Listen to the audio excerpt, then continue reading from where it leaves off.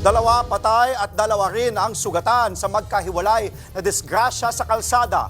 Ang ugat ng mga aksidente, mga driver na nakatulog umano habang nagmamaneho. Nasa frontline ng balitang yan, si Nina Ong Pauco. Tumilapon sa gilid ng kalsadang ito sa Quezon ang tatlong sakay ng motorsiklo. Papunta umano sa bayan ng Mulanay ang mga biktima nang salpukin sila ng isang van. Dead on the spot ang nabanggang driver ng motor na tubong San Andres, Quezon.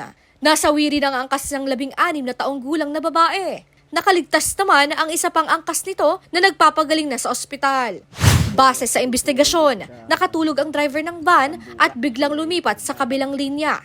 Dito na niya sinalpok ang motor ng mga biktima. Kulong ang 43 anyos na driver ng van. Nahaharap siya sa reklamong reckless imprudence resulting in multiple homicide, physical injury at damage to property.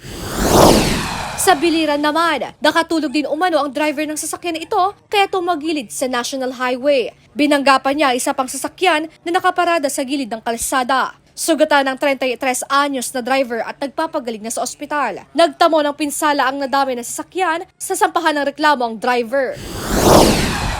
Sa biliran pa rin, biglang nagliyab ang close van na ito sa bayan ng Kaibiran. Ayon sa mga pulis, naalarma ang driver at pahinante ng sasakyan matapos silang makaamoy ng usok. Agad silang bumaba at sinubukang apulahin ang apoy. Immediately naman kinuha nila yung fire extinguisher tapos namatay yung apoy at seconds lang nag-rekindle yung apoy kasi gawa ng combustible content sa loob ng van nila. Rumesponde rin ang mga bumbero, ligtas ang mga sakay ng van. Aabot naman sa 400,000 pesos ang halaga ng pinsala. Short circuit ang tinitignan dahilan ng sunog. Nagbabalita mula sa frontline, Nina Ong Pauco, News 5. Mga kapatid, Andre Felix po. Iba na ang may alam at may pakialam sa panahon ngayon.